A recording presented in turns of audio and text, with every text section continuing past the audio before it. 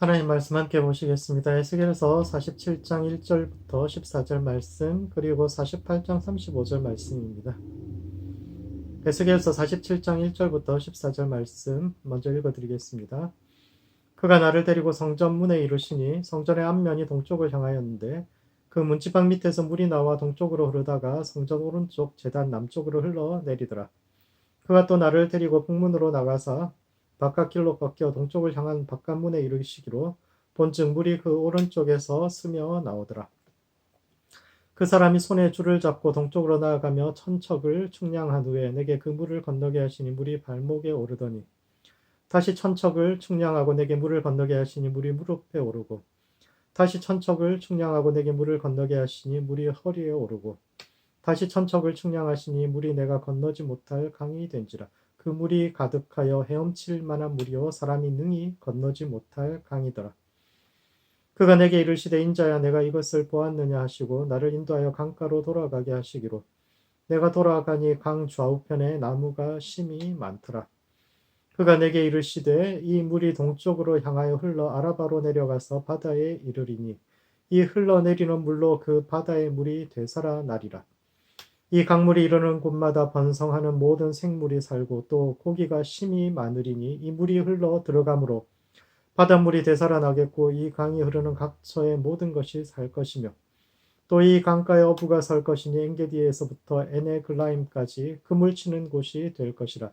그 고기가 각기 종류를 따라 큰 바다의 고기같이 심이 많으려니와 그 진펄과 개펄은 되살아나지 못하고 소금 땅이 될 것이며 강 좌우가에는 각종 먹을 과실나무가 자라서 그 잎이 시들지 아니하며 열매가 끊이지 아니하고 달마다 새 열매를 맺으리니 그 물이 성소를 통하여 나옴이라. 그 열매는 먹을 만하고 그 잎사귀는 약 재료가 되리라. 주 여호와께서 이같이 말씀하셨느니라. 너희는 이 경계선대로 이스라엘 12지파에게 이 땅을 나누어 기업이 되게 하되 요셉에게는 두 몫이니라. 내가 옛적에 내 손을 들어 맹세하여 이 땅을 너희 조상들에게 주겠다고 하였나니 너희는 공평하게 나누어 기업을 삼으라. 이 땅이 너희의 기업이 되리라. 48장 35절 말씀입니다.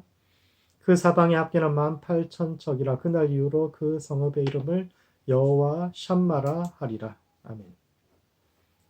에스겔 47장과 48장에는 재건된 이스라엘의 최종적인 모습이 그려져 있는데 완성된 성전에서 생수의 강이 흘러나와 가나안 땅을 가로지르면서 사해까지 흘러가서 생명을 살리고 흩어졌던 12지파가 돌아와 다시 땅을 분배받고 군주가 다스리며 마침내 그 땅의 이름이 여호와 샴마로 불려지는 것으로 끝나고 있는데 이 말씀이 오늘을 살아가는 우리의 삶과 신앙에 던지는 의미가 무엇인지에 대해서 함께 생각해보는 시간을 갖도록 하겠습니다. 첫 번째, 이 시대의 교회로부터 세상을 살리는 생수의 강이 흘러야 합니다. 에스겔이 본 회복된 이스라엘은 성전 문지방 아래에서 흘러나오는 물이 큰 강을 이루어 가나안 땅을 흐르며 마침내 사해까지도 살리는 생수의 강이 흐르는 것입니다. 물은 생명의 상징이지요. 갓 태어난 아기는 몸의 75% 이상이 물이라고 합니다. 사람은 나이가 들면서 몸에서 수분이 조금씩 빠져나가서 노인으로 죽을 때는 대개 한 55%가 되지만 어쨌거나 몸의 상당 부분이 물로 되어 있죠. 물이 없으면 생명은 살아갈 수, 사람뿐만 아니라 모든 생명이 물이 없으면 살아갈 수가 없고, 또한 물은 문명과도 연관이 되어 있습니다. 세계 4대 문명이 모두 강을 끼고 발전한 데서부터 알 수 있듯이 물은 생명의 근원이요 또 사람이 사람답게 살 수 있게 하는 아주 근원이기도 합니다. 따라서 성전에서 물이 흘러나온다는 것은 교회에서 흘러나오는 메시지들이 세상을 흐르며 생명을 살려야 한다는 건데 재미있는 것은 그 물이 성전 문지방 아래로부터 흘러나오고 있다는 것입니다. 왜 성전 문지방일까요? 하나님께서 거하시는 성소나 지성소로부터 그 생명의 물이 흘러나오는 것도 아니고 성전에 들어갈 때 사람들이 손과 발을 씻어서 스스로를 정결케 하는 물두멍으로부터 흘러나오는 것도 아닌 문지방 아래에서부터 생수의 강이 흘러나오는 이유는 무엇일까요? 이는 첫 번째, 교회는 매 시대마다 적절한 기준을 제시해야 합니다. 대부분의 문화에서 문지방은 밟지 않고 건너뛰어야 한다고 가르칩니다. 뭐 지금은 문지방이 그렇게 많지 않은데 예, 뭐 과거에 그 문턱이라는 그 문지방 위에서 애들이 놀고 있으면 사람들이 뭐 나무라는데 그것은 우리 문화뿐만이 아니라 다른 여러 나라 여러 문화권에서도 마찬가지입니다. 왜냐하면 그 문턱이나 문지방 위에서 노는 것은 뭐 기준을 어지럽히는 것이라고 생각했기 때문입니다. 문지방은 안과 밖을 나누는 경계선이요. 이는 성과 속을 나누고 삶과 죽음을 나누고 거룩과 평범을 나누는 경계선을 상징합니다. 문지방을 밟지 말라는 것은 들어오려면 들어오고 나가려면 나가지 회속분자 같이 그 기준 위에서 그렇게 이럴까 저럴까 그렇게 망설이며 살지 말라는 뜻이죠. 하나님께서 세상을 창조하실 때 가장 먼저 하신 것이 경계선을 정하시는 것입니다. 여기서 여기까지 뭐 여기는 뭐 이렇게 경계선을 정하시는 것입니다. 그를 통해서 각자 있어야 할 자리를 정해주셨고 그것이 곧 질서가 되었습니다. 뒤죽박죽 혼란하던 세상의 경계를 정하심으로 질서를 세우신 것이 하나님의 창조고 그 작업은 지금도 계속되고 있습니다. 하나님은 질서를 세우시고 또 경계선을 정해주시는 분이죠. 하나님은 태초에 한번 천지를 창조하시고 끝내신 것이 아니라 날마다 새벽마다 새로운 세상을 여심으로써 지금 이 시대에도 창조를 계속하시고 계시는데 이와 같이 교회 역시 매 시대마다 그 시대에 적합한 기준과 질서를 제시해야 합니다. 응답하라 시리즈라는 드라마를 보면은 옛날엔 그렇게 멋이라고 패션이라고 생각했던 것이 시간이 지나서 지금 다시 보면 매우 촌스럽게 느껴지는데 왜 그럴까요? 한 번 멋은 영원한 멋이 아니라 왜 시대가 지나고 또 많은 사람들이 따라가기 시작하면 그것은 더 이상 멋이 아니라 촌스러움이 되는 걸까요? 사람은 늘 이전에 없었던 새로움을 추구하고 따라서 매 시대마다 멋의 기준이 바뀌는 것처럼 우리가 과거에 세워놓은 그 기준과 그 선들이 그때는 맞았지만 과연 지금도 그러한가에 대해서 늘 고민해야 합니다. 이것을 우리는 전통이라고 이야기하죠.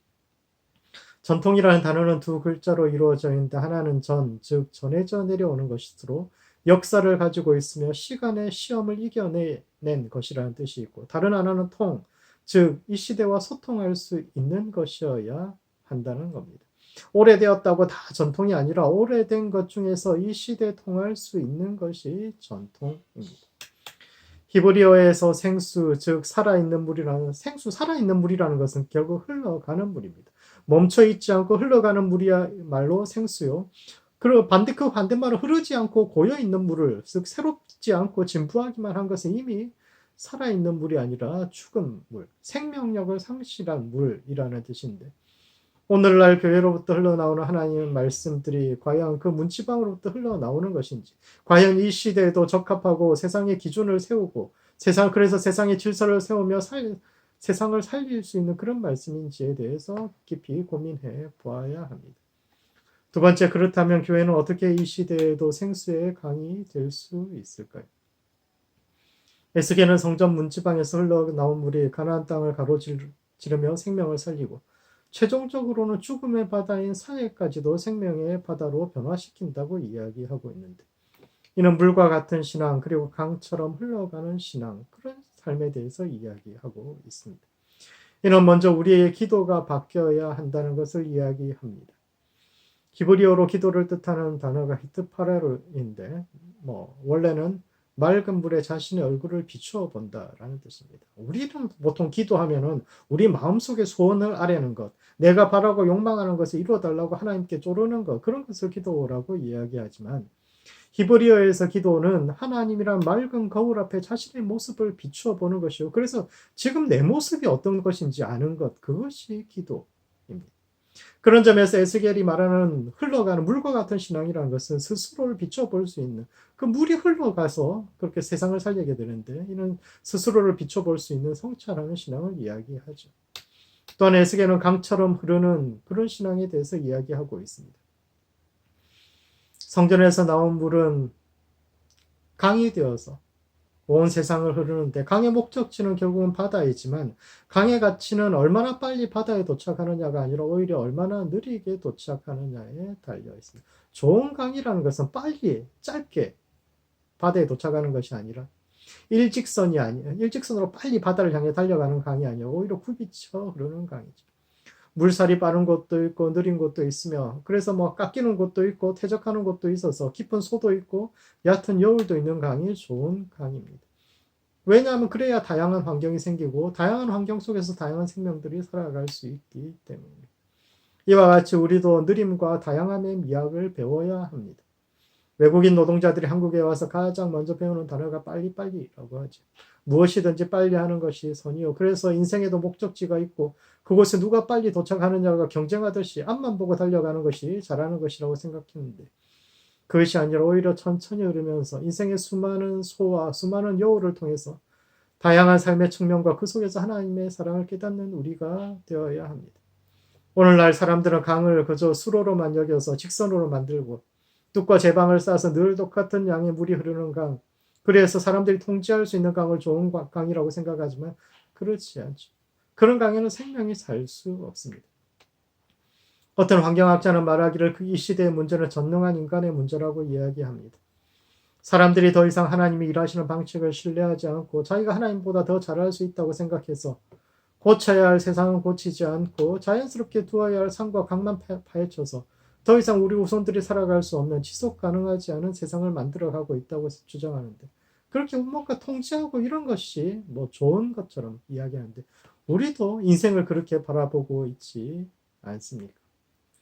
다른 사람이나 세상이 어떻게 되든 후손들이 어떻게 되든 나 혼자 잘 먹고 잘 사는 것을 성공이라고 생각하는 이기적이고 좁은 소견, 그것이 잘 사는 것이란 그런 틀에서 벗어나야 합니다. 하나님께서 아담에게 선악과를 먹지 말라고 하신 것은 아담이 죄를 짓도록 덫을 놓으신 것이 아니라 동산의 주인이 누구신지 선을 그은 것이요. 아담아 내가 어디 있느냐고 질문하신 것은 그가 어디 있는지 몰라서 물으신 것이 아니라 네가 어디 있어야 하느냐라는 인간이 있어야 할 자리를 물으신 것인데 이와 같이 스스로의 삶의 한계를 정하고 하나님의 경계선을 따르는 삶을 살아야 합니다. 성전에서 문지방에서 물이 흘러나온다는 것은 하나님께서 경계선을 정하신 것이요. 그렇게 흘러가면서 하나님께서 흘러가는 그 인생, 하나님께서 흐르게 하신 그 인생을 받아들이는 삶을 이야기하는 거죠. 그러므로 오늘 우리 성전 문지방에서 흘러나오는 물은 과연 세상을 살리는 물인지 돌아보아야 합니다. 이 땅의 교회에서 흘러나오는 메시지는 세상을 굽이굽이 흐르면서 다양함을 받아들이고 생명을 살리는 참된 기준을 제시하는 물입니까? 아니면 탐욕과 배타와 이기적인 욕망으로 인해서 악취나는 흘러가지 않고 그 고여있는 썩은 물입니까? 세상을 살리는 생수의 강이 이 땅의 교회로부터 흘러갈 수 있도록 우리 교인들의 삶으로부터 흘러갈 수 있도록 기도하는 모든 성도들 되시기 바랍니다. 두 번째, 우리가 살아가는 땅이 하나님께서 거하실 수 있는 공간이 되어야 합니다. 에스겔서의 결론은 하나님이 거하시는 도시 여호와 샴마가 세워지는 것입니다. 그런데 왜 여호와 샴마일까요? 샴마는 거기라는 장소를 뜻하는 지시대명사입니다. 따라서 여호와 샴마라는 뜻은 하나님 거기라는 뜻이죠. 하나님께서 거기 계시다. 하나님께서 거하시는 곳이다. 이런 뜻인데 지리적으로 볼 때는 예루살렘과 같은 곳입니다. 미래의 예루살렘이죠. 포로기를 살아갔던 이스라엘 백성들은 앞으로 재건될 미래의 그 공동체를 대개 새 예루살렘이라고 표현합니다. 요한계시록에서도 새하늘과 새 땅 그리고 새 예루살렘이라는 표현을 쓰지만 에스겔은 항상 예루살렘이라는 표현을 쓰지 않고 여호와 샴마라는 독특한 표현을 썼는데 이는 첫 번째 하나님이 거하실 수 있는 세상을 만들어 가야 한다는 뜻입니다. 에스겔이 여호와 샴마라는 이름을 고집하는 이유는 예루살렘을 부정적으로 여기고 예루살렘은 사라져야 할 곳이라고 생각하기 때문입니다. 예루살렘은 하나님께서 떠난 곳이요 여호와 샴마는 하나님께서 거하시는 곳입니다. 지리적으로 이 두 곳은 동일한 장소를 가리키지만 그럼에도 불구하고 둘은 같은 공간이 아니라 철저히 이질적인 공간인데 각자에게 적합한 삶의 공간을 배분하고 아무도 침범하지 못하게 규정함으로써 하나님의 뜻이 이루어지는 공간만이 하나님께서 거하실 수 있는 공간이 되기 때문입니다. 에스겔이 말하는 여호와 샴마, 미래의 새 예루살렘의 특징은 각자가 기업을 갖고 있다는 것과 왕이 아닌 군주가 다스린다는 이 두 가지가 독특합니다. 공간을 재분배한다는 것은 평등한 사회의 실현을 공간화하는 것인데 옛 속담에 사람은 져먹을 것을 가지고 태어난다고 하는데 이와 같이 아무도 빼앗을 수 없는 땅, 자기가 먹고 살아갈 삶의 공간을 각자에게 주신다는 것이요. 이것은 지나간 역사에 대한 반성입니다. 희년사상이라는 것이 그 사상을 결국은 정립한 사람이 에스겔입니다. 예전부터 흘러왔지만 아무도 기억하지 못했던 그 사상을 체계적으로 정리해서 오경 속에서 모세 오경으로 정리한 사람이 에스겔과 에스라이죠. 하나님은 땅을 사람들이 살아갈 수 있는 삶토로 주셨는데 사람들은 그 땅을 재산으로 생각하고 상업화해서 끊임없이 재산을 늘려가듯이 땅을 늘려갔고 그 과정에서 다른 사람들의 삶터 빼앗는 일을 주저하지 않았다는 역사적인 반성을 담고 있는 겁니다. 농경사회에서 땅은 곧 삶이요 흙을 떠난 삶은 생각할 수도 없고 땅을 잃어버린 농민들은 결국 남자들은 노동을 팔고 여자들은 성을 팔아서 생활할 수밖에 없는데 사람이 사람으로 살 수 없도록 인간다운 삶을 살 수 없게 하는 욕심과 제약이 가득한 이 땅에 하나님은 더 이상 거하실 수 없어서 떠나신 것이요 그 결과가 예루살렘의 멸망이라는 겁니다. 또한 에스겔은 그 땅은 앞으로 왕이 아닌 군주에 의해서 다스려지게 될 것이라고 이야기했는데 우리말에서는 군주와 왕의 큰 차이가 없죠. 군주는 조그만 땅, 왕은 큰 땅을 다스린다는 그 차이밖에 없지만 히브리어에서는 다릅니다. 군주로 번역된 히브리어 단어 나시는 족장 혹은 종손과 비슷한 개념입니다. 왕은 권력을 쥐고 사람들을 좌지우지할 수 있지만 종손은 그렇지 않죠. 종손은 가문의 우계자로서 사람들의 인정과 대우를 받지만 그 자리는 권리보다는 의무가 훨씬 많은 자리입니다. 종손이 그 가문을 이끌어가는 방식은 강압이 아닌 설득과 섬김이며 이것도 역시 지나간 왕정 시대에 대한 비판적 성찰을 담고 있습니다. 과거 이스라엘은 왕을 중심으로 한 힘있는 사람들이 약자들의 삶의 터전을 빼앗았기 때문에 하나님께서 우리의 터전을 빼앗으셨다는 겁니다. 땅은 재산이 아니라 생명이요 삶의 터전인데 왕정이라는 체제가 그 기본권을 허물고 약자들의 삶의 터를 빼앗았기 때문에 새롭게 세워질 공동체는 더 이상 왕이 아니라 나시, 즉 족장이 종손이 다스리는 그런 한 가족 같은 세상이 되어야 한다라는 뜻이죠. 두 번째, 이는 거룩한 상상력을 가질 것을 이야기하고 있습니다. 에스겔은 바벨론에서 하늘이 열리는 것을 경험합니다. 에스겔은 바벨론이 제국을 건설하는 시대를 살았고 제국을 건설한다는 것은 국가별로 분할된 공간이 파괴되고 통합되어서 새로운 공간을 만들어가는 과정입니다. 그리고 그 과정에서 이스라엘 백성들은 자신들이 주체적으로 살 수 있었던 그 삶의 땅, 자기 땅을 잃어버리고 제국이라는 새로운 공간에 강제적으로 편입되는 아주 고통스러운 경험을 하게 되죠. 에스겔과 이스라엘 백성들은 유다에서 바벨론까지 1500km가 넘는 길을 걸어갑니다. 포로들이니까 자기 먹을 거 자기가 싸들고 그 한 두 달 가까운 시간들을 자기가 길 걸어가면서 굉장히 고통스럽게 걸어가죠. 그들은 새롭게 형성된 제국의 폭력적인 공간을 온몸으로 경험하면서 걸어가면서 자신들이 과거 가난하고 약한 자들에게 행했던 그 폭력을 똑같이 경험하게 됩니다. 그리고 바벨론에 도착해서 그는 하늘이 열리는 경험을 하게 되죠. 에스겔서 1장이 그렇게 시작됩니다. 하늘이 열리면서 하나님께서 보여주는 환상을 처음 보게 되는데 하늘이 열린다는 것은 새로운 공간, 즉 지금까지 경험해보지 못했던 또 다른 공간이 열린다는 뜻이요. 이 공간과 저 공간이 연결되고 융합되는 놀라운 순간을 경험하게 됩니다. 에스겔은 환상을 통해서 미래에 있는 공간을 미리 경험하게 됩니다.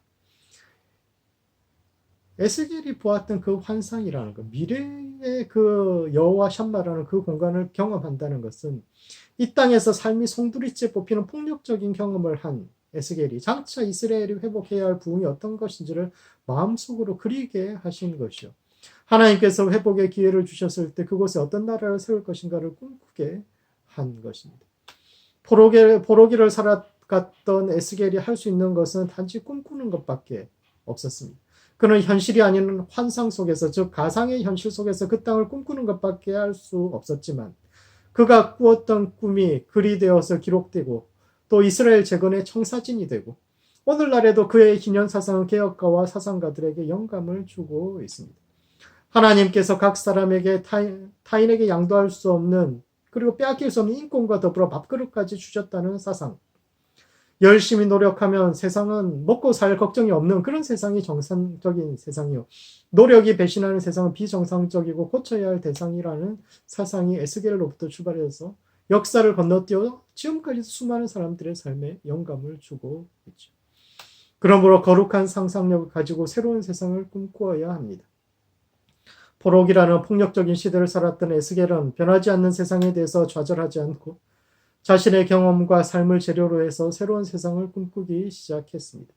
살아있는 동안 그가 할 수 있는 일은 그저 꿈꾸는 것밖에 할 수 없었지만 그가 남긴 글과 사상이 결국은 세상을 변화시키는 원동력이 되었듯이 고통의 현실 속에서도 하늘을 바라보며 성전으로부터 흘러나오는 생수의 강을 마시고 그 강이 우리를 통해서 세상을 향해 흘러가게 하는 통로의 역할을 할 수 있는 모든 성도들 되시기 바랍니다. 말씀을 정리하겠습니다.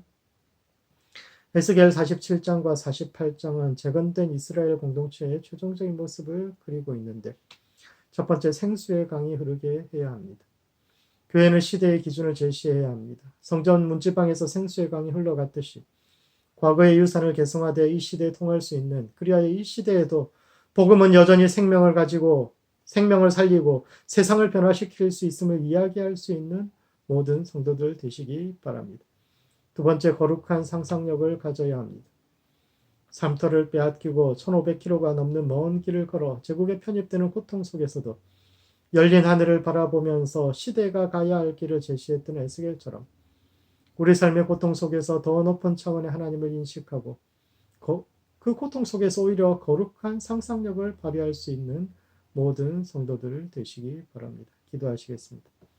거룩한 상상력을 발휘하는 우리 자신이 될 수 있도록 스스로를 위해서 기도합시다.